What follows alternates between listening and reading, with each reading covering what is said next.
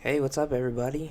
I hope everybody's doing amazing out there. I know I am. I'm actually in California right now, Long Beach, California, visiting my sister. So it's nice to finally get out here for the first time and see her and experience all of this for the first time, especially by myself, which was an incredible move of growth on my part. I feel, and I'm very proud of myself for doing that. Um, because traveling by myself is something that was not easy. Um, Being a man of high anxiety, but I did it. Did it.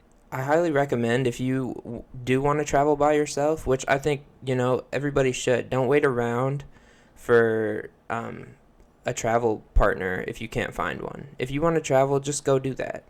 Absolutely. And what I recommend is that if you're traveling by yourself, but you don't want to be like elbow to elbow with the people around you, like buy a middle seat. Because most people do travel with other people. If you're traveling by yourself, if you get a middle seat, like the people that are traveling in groups, they won't want to be separated. So they won't want to buy a row. They won't want to buy tickets for a row where the middle seat is taken. Just looking out for those of you who do decide to travel by yourselves. Um, but yeah, plane ride here was a little bit hard. Definitely went through a lot of anxiety and a lot of emotions. And it was almost making me like physically um, expressing my anxiety a little bit. I just couldn't get comfortable. And I think I was kind of like weirding the people out around me, but it is what it is. Like I was trying to sleep.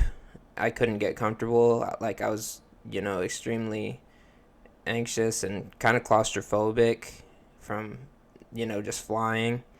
And, at several points on the on the flight, I would like open my eyes when I was trying to sleep, and I would see, somebody like just like staring dead at me, and it was like kind of troubling. I don't know, but I understand that it's a flight, and like I think 9/11 really like messed up um, a lot of people on plane rides, if that makes sense. And I think everybody's a little bit anxious and, hoping that nobody's a threat. And I think that maybe like my anxiousness and like uncomfortability traveling by myself, kind of lone wolf kind of aspect, like kind of made people perceive me as a threat. And like at first I was like maybe I'm just tripping, maybe I'm in my head, but like towards the end I could definitely tell that there was like, I don't know, I'm pretty sure that there was like an air marshal that was like watching me as I was getting up, and the rest of the people in my sections, they were not getting up until I got up. And I thought that was a little strange. Maybe I'm in my head. Maybe those are all anxious thoughts too, but I digress. What I really wanted to talk about today is a really interesting conversation that I had with my sister last night, and this might be one of like my more um, I guess trippy um, topics, but I mean it's a layer of me that I just wanted to share with others. Um, but last night I was talking with my sister because I'm not I don't consider myself anti anything. I consider myself pro people. I consider myself pro human. Um, and my sister was talking to me last night, and she was just saying I had the same mindset as you at one point in life, and that is a dangerous spot to be in. And the reason for that is that there is some weird disconnect between our brain and our spirit. So just to give you like a quick example of that, like your spirit may tell you that, hey, we should exercise more. Hey, we should eat healthier. Hey, we should move somewhere. Hey, we should travel. That's what our spirit tells us. But what our brain tells us is a bunch of stuff that we are conditioned to believe, a bunch of fear, a bunch of not real things. So our brain will tell us, yeah, sure, spirit, you're right. We should exercise. We should eat better. But I'm comfortable eating the way that I am. Our spirit wants to travel. Our spirit wants to try new things. But our brain is so afraid of the outcomes that might never occur. And what my sister helped me realize, kind of, is that I'm so connected with my spirit, with the spirit aspect of myself, that I've become dissonant to the human aspect of myself. I've become dissonant with my brain to an extent.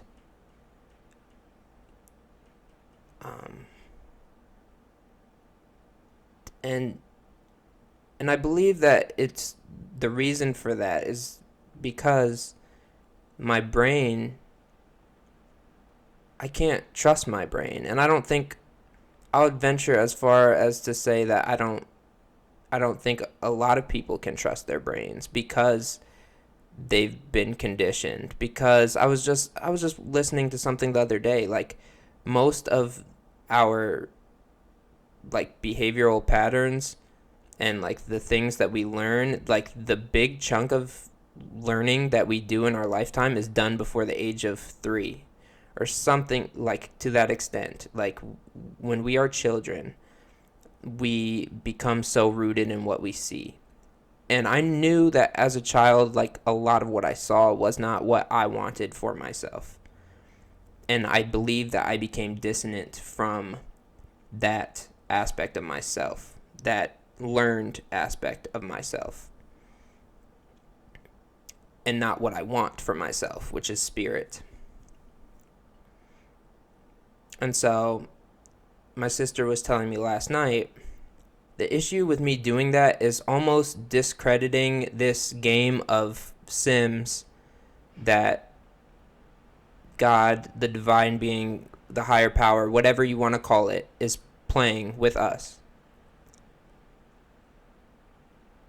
I'm not making decisions. I'm not making human decisions. I'm, instead of saying, am I all lives matter or am I Black Lives Matter?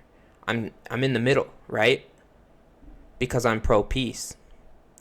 I think it's ridiculous that there's any kind of conflict, because I believe that everyone should live in harmony and get together, right? Because that's what I believe. But in this game of Sims that we're all a part of, for some reason, because people trust their brains and their conditioning more than their spirit, people believe that others are different from them. And therefore, if I'm living in this simulation where that is the case, where I do have to make a decision, I have to choose. I have to choose a side. I have to pick a side. My human has to pick a side. My sim, that this divine being brought me on this earth to play as. I have to make a choice. So, in that scenario, all lives matter or Black Lives Matter. If I have to make a choice, I'm picking Black Lives Matter every day. All lives matter. Like, don't get it twisted. I'm not saying that one race is more important than another. There's just a significant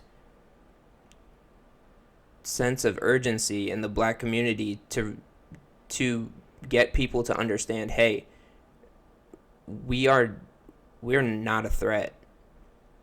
As bad as media wants to make us out to be a threat, we are not a threat to you.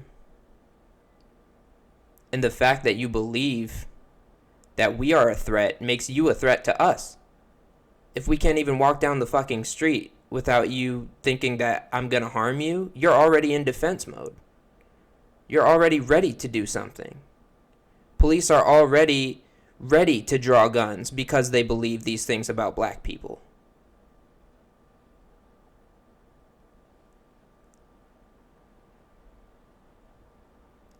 The conditioned man is the threat. And to anybody who's still trying to argue Black Lives Matter isn't a here's the issue with what happened with Black Lives Matter. There were a lot of people that were peacefully protesting Black Lives Matter. There were, absolutely. But there were the select few that decided to get violent. And were vandalizing buildings, were burning establishments, were fighting each other, were fighting police. And that became the only thing that was talked about. It wasn't the peaceful protest. Nobody talked about those people. What was talked about and blown up by the media was these black folks are crazy. These black folks are crazy. Which then fueled white people to look at black people as an even greater threat.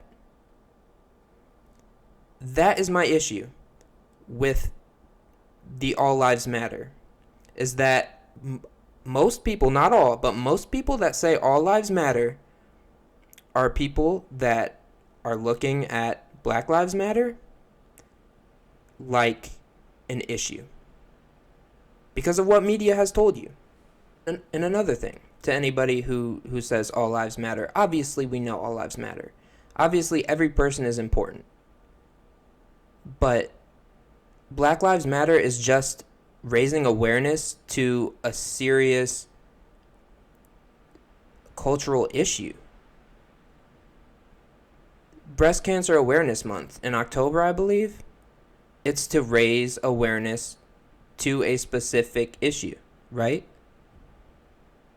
I don't go into breast cancer awareness, see somebody wearing a pink ribbon, and tell them, hey, that's offensive. All cancer matters.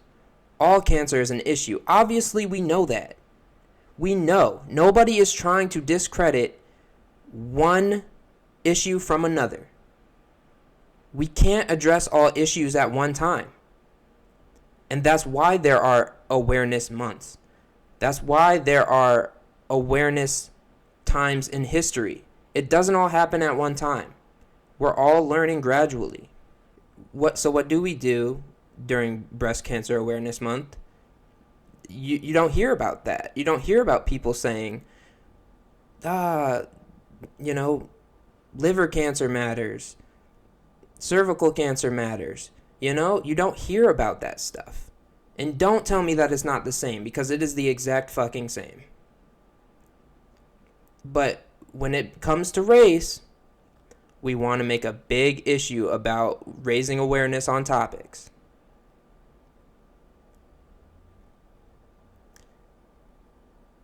And I think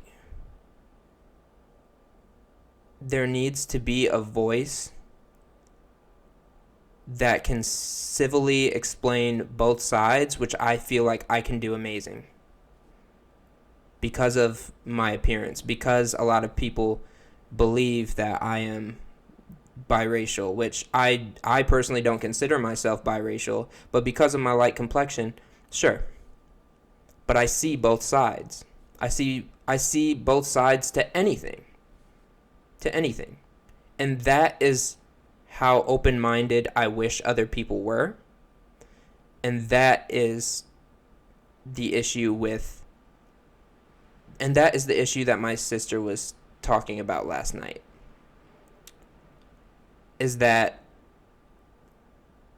you have to make choices of what side you are picking, though.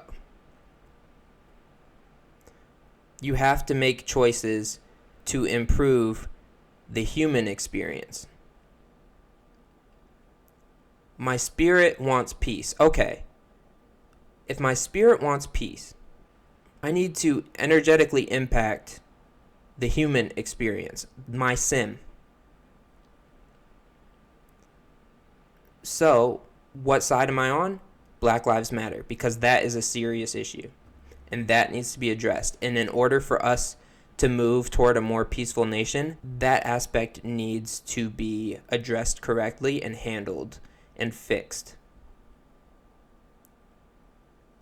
Racism, not just towards black people, racism towards Hispanics, racism towards Asians, just racism towards anyone who does not look like the white man, and even racism towards white people, because there are many black people that are racist towards white people, and not just black people. There are many Hispanics, many Asians that are racist towards white people. Everybody's racist towards everybody. And what I'm trying to get at is that if, as badly as I want peace, as badly as my spirit wants peace, if I have to come to the defense of one person because of the way that they are treated, I choose that every day. Every single day I choose that. I choose the underdog. I choose the person that does not have a voice. I choose the person that's hated for absolutely no reason. Because that person deserves love just like anybody else in this world.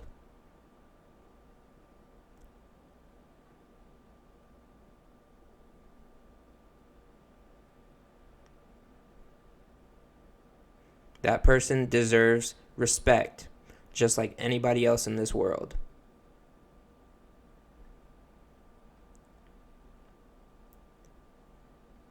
And the issue with me not being confrontational, the issue with me not picking sides, is that I'm continuing to feed into the same fucking problem. I'm not being a voice of justice. I am contributing to injustice by not picking a side. And that is the issue. I have to disconnect myself a little bit. I have to find balance. I cannot attach myself spiritually, because the spirit me just wants peace and harmony. That's all spirit me wants. That's all, that's that is the biggest desire in life for spirit me. But brain me is too scared to make any waves in the past to push this planet forward.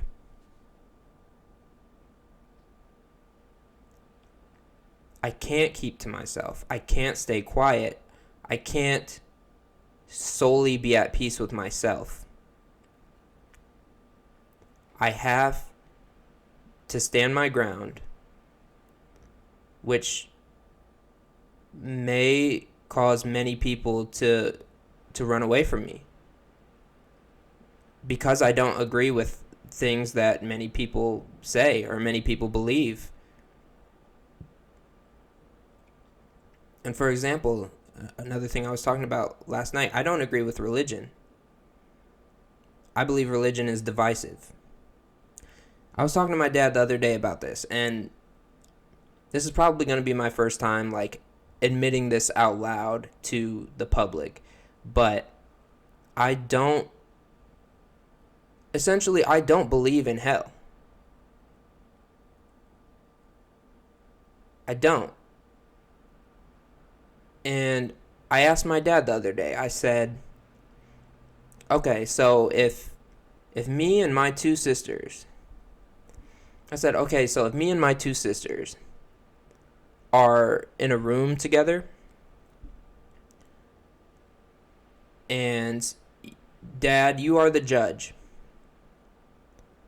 and you have to pick one of us that had a displeasing life to you, and you have to banish one of us to an eternal hell. You have to banish us to flames to feel anguish for the rest of eternity. Who are you picking?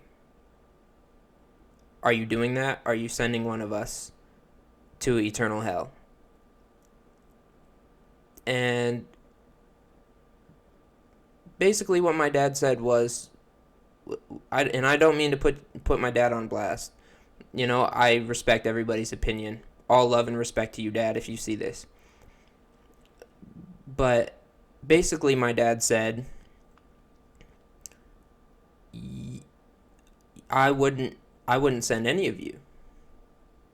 But God is different. And then that is where it makes no sense to me. Because the Bible talks about God's wrath. It almost makes God seem to be spiteful or vengeful. I don't believe God is a vengeful God. God forgives. He forgives. So, if you, a small-minded little human being, and that's all of us, we're all just small-minded little human beings that cannot comprehend the divine. We cannot comprehend God, whatever you want to call it. Because like I said, I don't believe that there is any truth to religion. I believe there's bits and pieces of the truth in all religion, and it's wrong to believe that there is a right religion. Whatever you want to call it, whatever translation of God you want to say. A being that is so divine that we can hardly wrap our heads around it. We cannot understand it. We just know it's there, right? The most intelligent being in the world that created all of this, right? You want to tell me that a small-minded human like me has enough love and compassion to not send my child to a burning eternity, but this being that is even more intelligent than I am is going to send me to an eternal fiery pit? Come on, make it make sense. Make it make sense. And then that's when I got to talking to my sister about the Bible and how there has been many things that have been lost in translation. There has been a lot of, kings have not approved of certain things in the Bible. And I say all of that to say that who's to say that any of the punishment aspect of the Bible is correct? Who's to say that? I believe that God is a forgiving God. I believe that if God put us in these situations where we do have to make choices because we're playing his Sims game, then I believe he would understand exactly why we do the things that we do. I think all he wants is for us to learn from them. I believe he forgives us for the things that we do because he understands why we do them. Because he knows all of this stuff in advance. He's all-knowing, correct? And that's when I got to talking to my sister about how the Bible may very well have been used to create fear amongst people. For example, during slavery, black people needed some kind of hope, some kind of faith to hold on to because nothing was going right for them. They were being beaten, they were being killed, They were being tortured, all of that nasty stuff that America continues to sugarcoat and sweep over the rug and never gave black people a fucking proper apology for. So, what do? We give them the Bible. But what if we include this punishment aspect of the Bible? And here's why we do this. These people have no hope, have no faith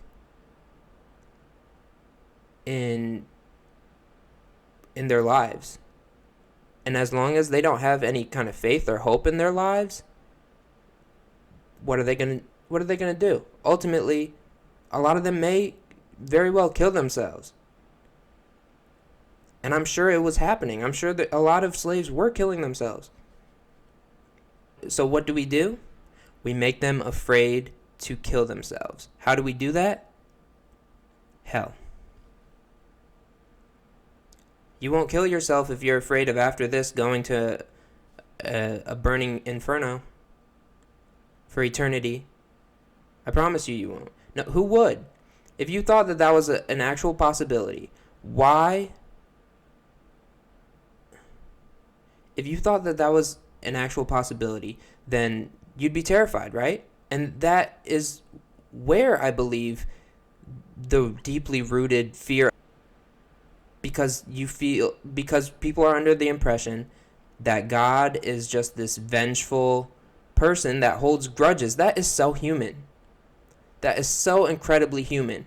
And that is so finite-minded to believe that somebody as vengeful and spiteful and just ugly as we are as humans could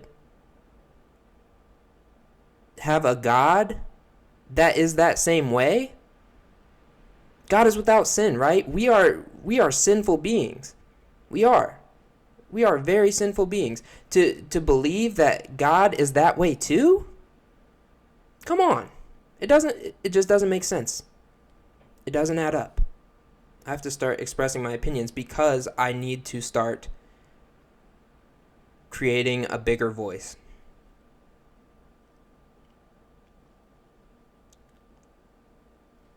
I was not brought here to spend my whole life silent on the things that I'm seeing, because I see a lot. A lot more than I'm willing to let on to most people. But as long as I stay silent, I'm contributing to injustice.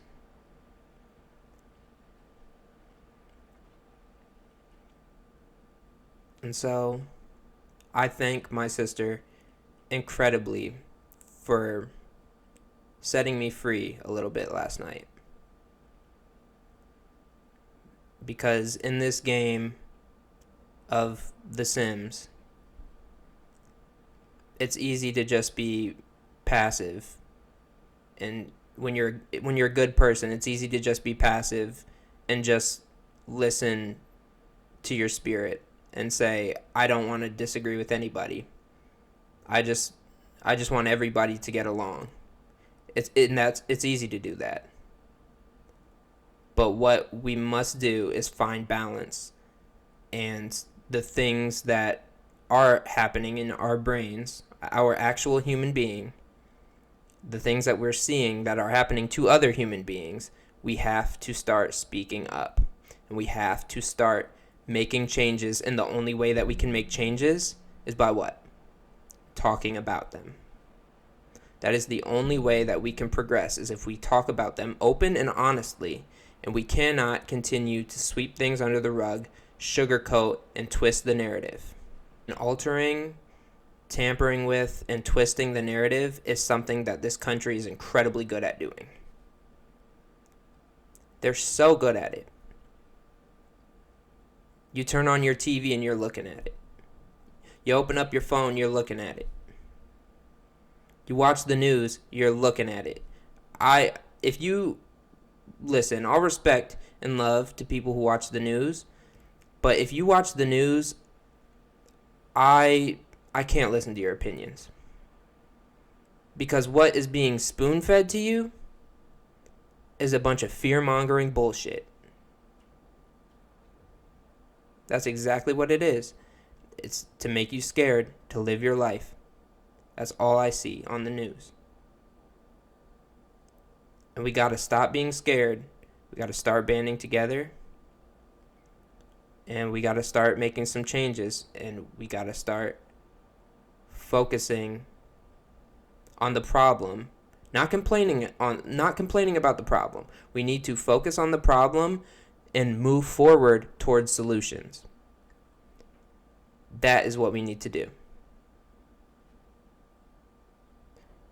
And I just hope and pray that my unborn son that will be here late May, early June, I pray that he sees better days than this. I pray that this country decides to value how they treat each other over. I hope this country chooses to value how they treat each other and just being able to survive as a species over this temporary paper. I pray that people become more rooted in their moral values over what they've learned. And the issue with what people have learned is that what most of the things that they've learned is from who? Their parents, right? And your parents tell you to respect them. But your parents are under the impression that respect means blind compliance. It means not thinking for yourself. Just do as they say and don't question anything. Even if you're feeling wrong about it morally, just do it. And then those things that your parents told you to do, that you did not agree with, but you respected them on, you complied with them on, that becomes conditioning. And that becomes habit. And you start to live a life that is not yours. It has become theirs. And that's not to say that all parents do that. I'm not saying that. But I'm saying that there is a large sum of parents in America that parent that way. And then you continue generational curses, generational cycles, and you go ahead and you wonder, how did I mess my kid up? Where did I go wrong? It certainly can't be my fault. It has to be the kid's fault, right? And there's just a complete lack of accountability on that parent's part.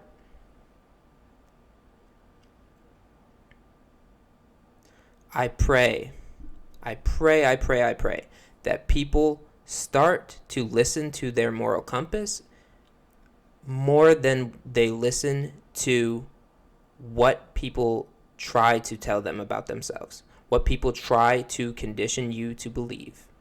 As long as we keep on listening to the same types of conditioning without questioning it, without trying to change the negative aspects of it, without looking toward improvement, the more we are going to struggle as a species, the more we are going to have mental illnesses, depression, anxiety, all of that stuff, because we are not operating in states of free thought.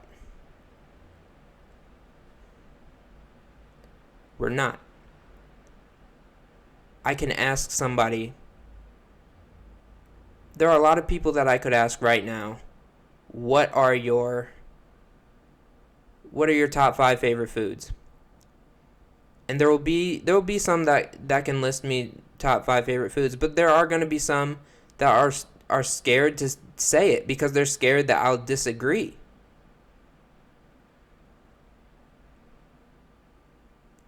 Like, who cares if someone disagrees with you? This life is not meant to be everybody being the same. God loves variety. That's why there are so many flowers out there. That's why so many different areas of the world look so different. It's beautiful, right? Let's start looking at each other with that same awe that we look at the earth with. We're all so different, and it's so beautiful. And I pray, again, I pray that people can start looking at life morally rather than what is fed to them by people who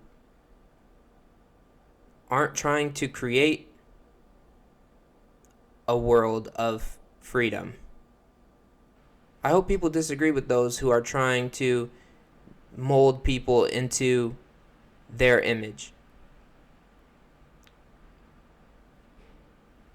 And I hope we move